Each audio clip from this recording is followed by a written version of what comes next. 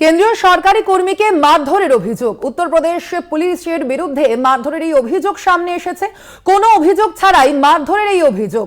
বাংলা থেকে ঝাড়খণ্ড ঢোকার সময় আটকায় আসানসোল কন্যাপুর ফাঁড়ির পুলিশ, এমনটাই জানা যাচ্ছে। এবং বাংলা থেকে ঝাড়খণ্ড ঢোকার সময়ই তাকে আটকায় আসানসোল কন্যাপুর ফাঁড়ির পুলিশ। সেখানেই কোনো অভিযোগ ছাড়াই মারধরের অভিযোগ সামনে আসছে। উত্তরপ্রদেশ পুলিশের বিরুদ্ধে এই অভিযোগ করা হচ্ছে। কেন্দ্রীয় সরকারি কর্মীকে এই মারধরের অভিযোগ।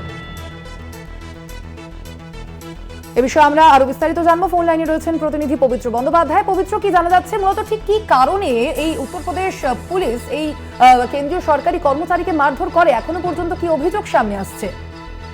দেখো স্বর্ণালী, এটাই হলো প্রধান প্রশ্ন যে কি কারণে এই যে উত্তরপ্রদেশ পুলিশ কোনো পরিচয় ছাড়া, কোনো ইনফরমেশন ছাড়াই এই যে একটি কেন্দ্রীয় সরকারি কর্মচারী তাকে হঠাৎ দুর্গাপুরের কর্মস্থলে যাওয়ার অভিমুখে তাকে দাঁড় করানো এবং দাঁড় করিয়ে মানে যাকে বলে অকথ্য ভাষায় মারধর, এই যে ঘটনা ঘটেছে সেটা নিয়ে প্রশ্ন উঠেছে যে তারা যদি তাদের বক্তব্য যে সে নাকি কোনো চুরি কেসে সে অভিযুক্ত।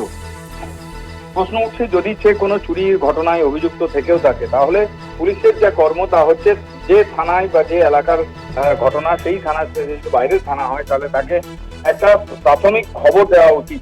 কিন্তু সেই খবর না দিয়ে হঠাৎই দুর্গাপুরে তার যে কেন্দ্রীয় কর্মস্থল সেই কর্মস্থলে কেন্দ্রীয় কর্মচারীকে আটকানো এবং তারপরে মারধর করে গাড়িতে করে তুলে নিয়ে চম্পট দেওয়া, কিন্তু কোনো থানাকে না জানিয়ে এই খবর চাউর হয় দুর্গাপুরে এবং গোটা আসানসোল দুর্গাপুর পুলিশ কমিশনারেট এলাকায় নাকা তল্লাশি শুরু করে পুলিশ।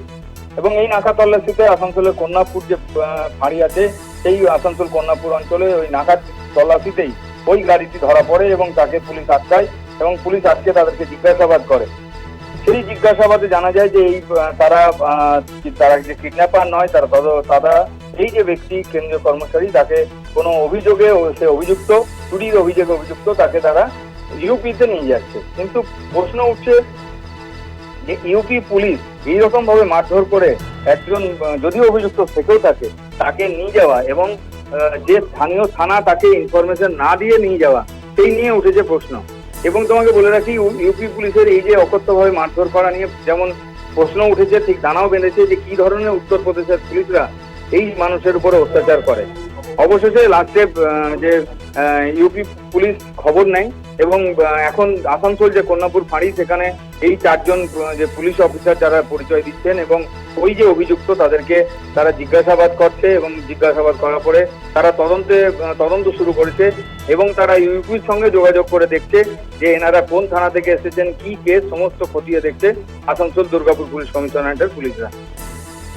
ধন্যবাদ তোমায় পবিত্র। আমরা কথা বললাম, ফোন লাইনে ছিলেন আমাদের প্রতিনিধি পবিত্র বন্দ্যোপাধ্যায়।